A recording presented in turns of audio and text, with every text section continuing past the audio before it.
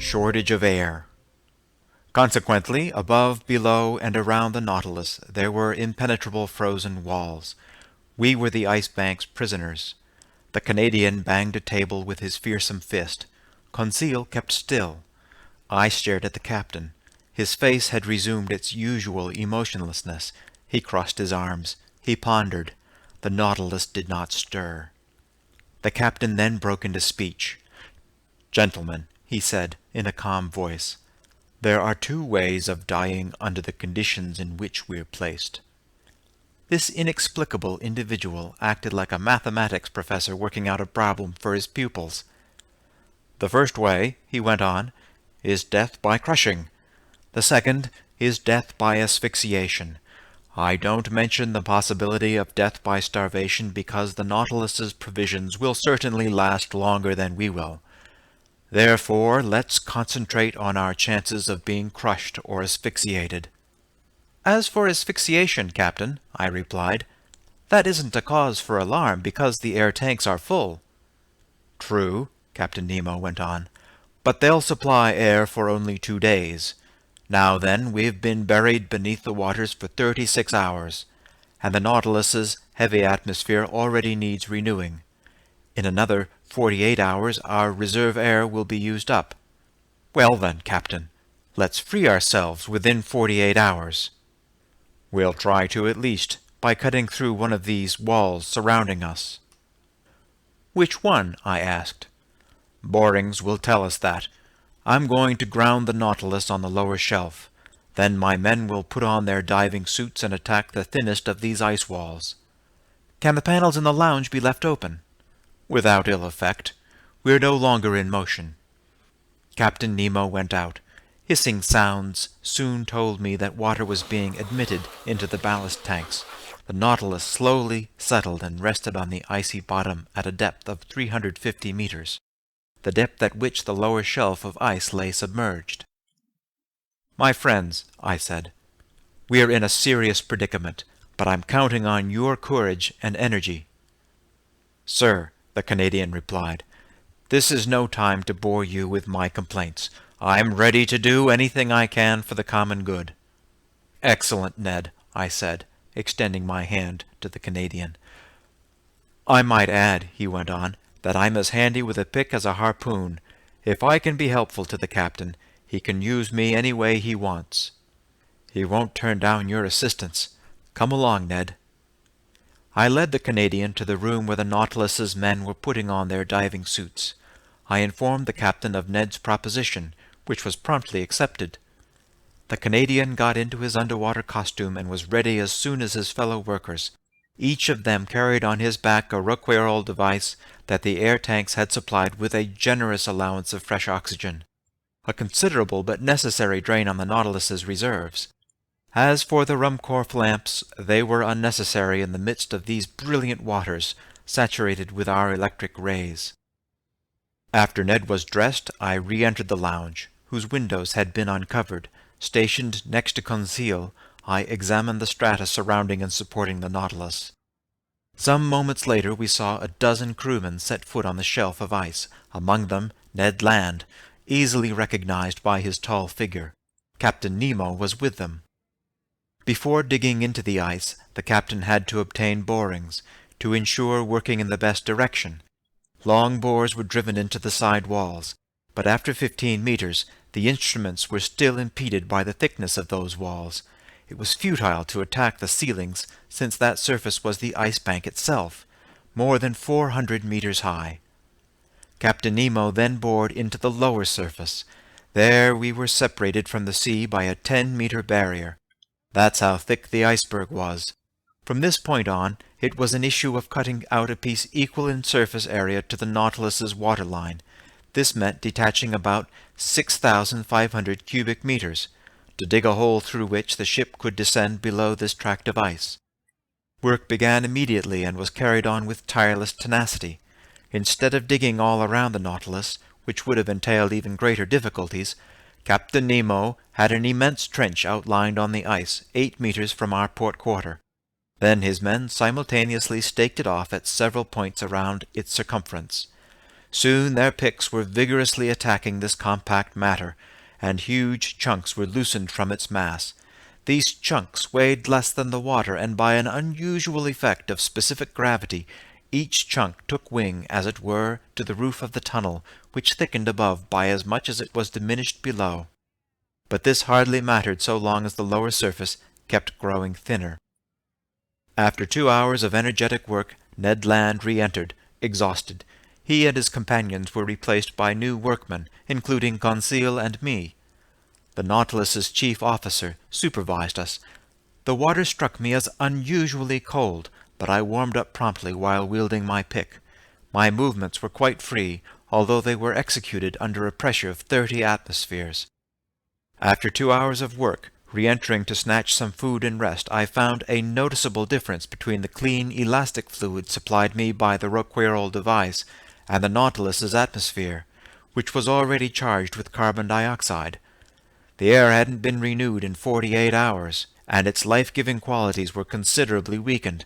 Meanwhile, after 12 hours had gone by, we had removed from the outlined surface area a slice of ice only 1 meter thick, hence about 600 cubic meters.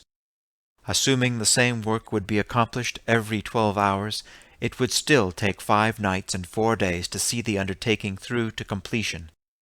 5 nights and 4 days, I told my companions, and we have oxygen in the air tanks for only 2 days. Without taking into account, Ned answered, that once we're out of this damned prison we'll still be cooped up beneath the ice bank, without any possible contact with the open air. An apt remark, for who could predict the minimum time we would need to free ourselves? Before the Nautilus could return to the surface of the waves, couldn't we all die of asphyxiation? Were this ship and everyone on board doomed to perish in this tomb of ice? It was a dreadful state of affairs, but we faced it head-on, each one of us determined to do his duty to the end. During the night, in line with my forecasts, a new 1-meter slice was removed from this immense socket. But in the morning, wearing my diving suit, I was crossing through the liquid mass in a temperature of -6 degrees to -7 degrees centigrade, when I noted that little by little the side walls were closing in on each other. The liquid strata farthest from the trench, not warmed by the movements of workmen and tools, were showing a tendency to solidify. In the face of this imminent new danger, what would happen to our chances for salvation, and how could we prevent this liquid medium from solidifying, then cracking the Nautilus's hull like glass? I didn't tell my 2 companions about this new danger. There was no point in dampening the energy they were putting into our arduous rescue work, but when I returned on board, I mentioned this serious complication to Captain Nemo. "I know," he told me, in that calm tone the most dreadful outlook couldn't change. "It's one more danger, but I don't know any way of warding it off. Our sole chance of salvation is to work faster than the water solidifies. We've got to get there first, that's all." Get there first. By then I should have been used to this type of talk. For several hours that day I wielded my pick doggedly. The work kept me going. Besides, working meant leaving the Nautilus, which meant breathing the clean oxygen drawn from the air tanks and supplied by our equipment, which meant leaving the thin, foul air behind. Near evening 1 more meter had been dug from the trench. When I returned on board, I was well nigh asphyxiated by the carbon dioxide saturating the air. Oh, if only we had the chemical methods that would enable us to drive out this noxious gas! There was no lack of oxygen. All this water contained a considerable amount, and after it was decomposed by our powerful batteries, this life-giving elastic fluid could have been restored to us.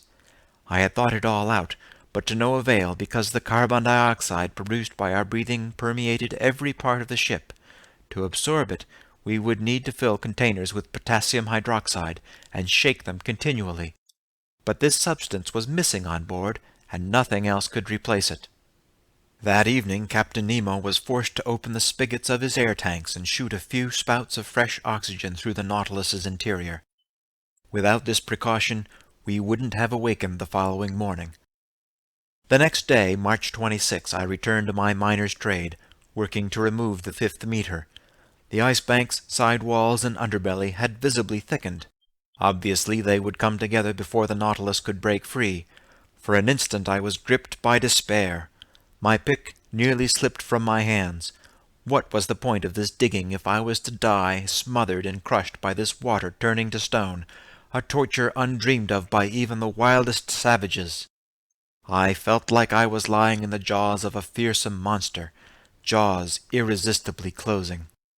Supervising our work, working himself, Captain Nemo passed near me just then. I touched him with my hand and pointed to the walls of our prison. The starboard wall had moved forward to a point less than 4 meters from the Nautilus's hull. The captain understood and gave me a signal to follow him.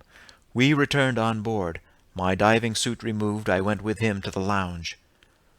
"Professor Aronnax," he told me, "this calls for heroic measures, or we'll be sealed up in this solidified water as if it were cement." "Yes," I said, "but what can we do?" "Oh," he exclaimed, "if only my Nautilus were strong enough to stand that much pressure without being crushed." "Well?" I asked, not catching the captain's meaning. "Don't you understand," he went on, "that the congealing of this water could come to our rescue? Don't you see that by solidifying it could burst these tracts of ice imprisoning us, just as its freezing can burst the hardest stones? Aren't you aware that this force could be the instrument of our salvation rather than our destruction?" "Yes, Captain, maybe so, but whatever resistance to crushing the Nautilus may have, it still couldn't stand such dreadful pressures, and it would be squashed as flat as a piece of sheet iron." "I know it, sir. So we can't rely on nature to rescue us, only our own efforts. We must counteract this solidification. We must hold it in check. Not only are the side walls closing in, but there aren't 10 feet of water ahead or astern of the Nautilus. All around us this freeze is gaining fast." "How long," I asked, "will the oxygen in the air tanks enable us to breathe on board?" The captain looked me straight in the eye. "After tomorrow," he said, "the air tanks will be empty." I broke out in a cold sweat, but why should I have been startled by this reply? On March 22nd, the Nautilus had dived under the open waters at the pole. It was now the 26th. We had lived off the ship's stores for 5 days, and all remaining breathable air had to be saved for the workmen. Even today, as I write these lines, my sensations are so intense that an involuntary terror sweeps over me and my lungs still seem short of air. Meanwhile, motionless and silent, Captain Nemo stood lost in thought. An idea visibly crossed his mind, but he seemed to brush it aside. He told himself, "No." At last these words escaped his lips. "Boiling water," he muttered. "Boiling water?" I exclaimed. "Yes, sir. We're shut up in a relatively confined area. If the Nautilus's pumps continually injected streams of boiling water into this space, wouldn't that raise its temperature and delay its freezing?" "It's worth trying," I said resolutely. "So let's try it, Professor." By then the thermometer gave -7 degrees centigrade outside. Captain Nemo led me to the galley where a huge distilling mechanism was at work, supplying drinking water via evaporation. The mechanism was loaded with water, and the full electric heat of our batteries was thrown into coils awash in liquid. In a few minutes the water reached 100 degrees centigrade. It was sent to the pumps while new water replaced it in the process. The heat generated by our batteries was so intense that after simply going through the mechanism, water drawn cold from the sea arrived boiling hot at the body of the pump. The steaming water was injected into the icy water outside, and after 3 hours had passed, the thermometer gave the exterior temperature as -6 degrees centigrade. That was 1 degree gained. 2 hours later the thermometer gave only -4 degrees. After I monitored the operation's progress, double-checking it with many inspections, I told the captain, "It's working." "I think so," he answered me. "We've escaped being crushed. Now we have only asphyxiation to fear." During the night the water temperature rose to -1 degrees centigrade. The injections couldn't get it to go a single degree higher, but since salt water freezes only at -2 degrees, I was finally assured that there was no danger of it solidifying. By the next day, March 27, 6 meters of ice had been torn from the socket. Only 4 meters were left to be removed. That still meant 48 hours of work. The air couldn't be renewed in the Nautilus's interior. Accordingly, that day it kept getting worse. An unbearable heaviness weighed me down. Near 3 o'clock in the afternoon, this agonizing sensation affected me to an intense degree. Yawns dislocated my jaws. My lungs were gasping in their quest for that enkindling elastic fluid required for breathing, now growing scarcer and scarcer. My mind was in a daze. I lay outstretched, strength gone, nearly unconscious. My gallant Conseil felt the same symptoms, suffered the same sufferings, yet never left my side. He held my hand, he kept encouraging me, and I even heard him mutter, "Oh, if only I didn't have to breathe, to leave more air for master." It brought tears to my eyes to hear him say these words. Since conditions inside were universally unbearable, how eagerly, how happily we put on our diving suits to take turns working. Picks rang out on that bed of ice, arms grew weary, hands were rubbed raw, but who cared about exhaustion? What difference were wounds? Life-sustaining air reached our lungs. We could breathe. We could breathe. And yet nobody prolonged his underwater work beyond the time allotted him. His shift over, each man surrendered to a gasping companion the air tank that would revive him. Captain Nemo set the example and was foremost in submitting to this strict discipline. When his time was up, he yielded his equipment to another and re-entered the foul air on board, always calm, unflinching, and uncomplaining. That day the usual work was accomplished with even greater energy. Over the whole surface area, only 2 meters were left to be removed. Only 2 meters separated us from the open sea, but the ship's air tanks were nearly empty. The little air that remained had to be saved for the workmen, not an atom for the Nautilus. When I returned on board, I felt half suffocated. What a night! I'm unable to depict it. Such sufferings are indescribable. The next day I was short-winded. Headaches and staggering fits of dizziness made me reel like a drunk. My companions were experiencing the same symptoms.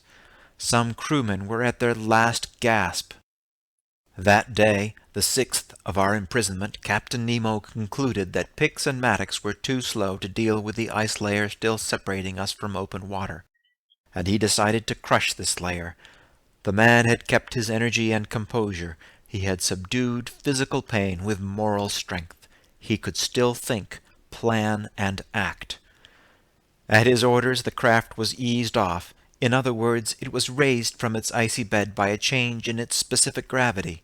When it was afloat, the crew towed it, leading it right above the immense trench outlined to match the ship's water line. Next, the ballast tanks filled with water. The boat sank and was fitted into its socket. Just then the whole crew returned on board, and the double outside door was closed. By this point the Nautilus was resting on a bed of ice only 1 meter thick, and drilled by bores in 1,000 places. The stopcocks of the ballast tanks were then opened wide, and 100 cubic meters of water rushed in, increasing the Nautilus's weight by 100,000 kilograms. We waited, we listened, we forgot our sufferings. We hoped once more we had staked our salvation on this one last gamble. Despite the buzzing in my head, I soon could hear vibrations under the Nautilus's hull. We tilted. The ice cracked with an odd ripping sound like paper tearing, and the Nautilus began settling downward. "We're going through," Conseil muttered in my ear. I couldn't answer him. I clutched his hand. I squeezed it in an involuntary convulsion. All at once, carried away by its frightful excess load, the Nautilus sank into the waters like a cannonball. In other words, dropping as if in a vacuum. Our full electric power was then put on the pumps, which instantly began to expel water from the ballast tanks. After a few minutes we had checked our fall. The pressure gauge soon indicated an ascending movement. Brought to full speed, the propeller made the sheet iron hull tremble down to its rivets, and we sped northward. But how long would it take to navigate under the ice bank to the open sea? Another day? I would be dead first. Half lying on a couch in the library, I was suffocating. My face was purple, my lips blue, my faculties in abeyance. I could no longer see or hear. I had lost all sense of time. My muscles had no power to contract.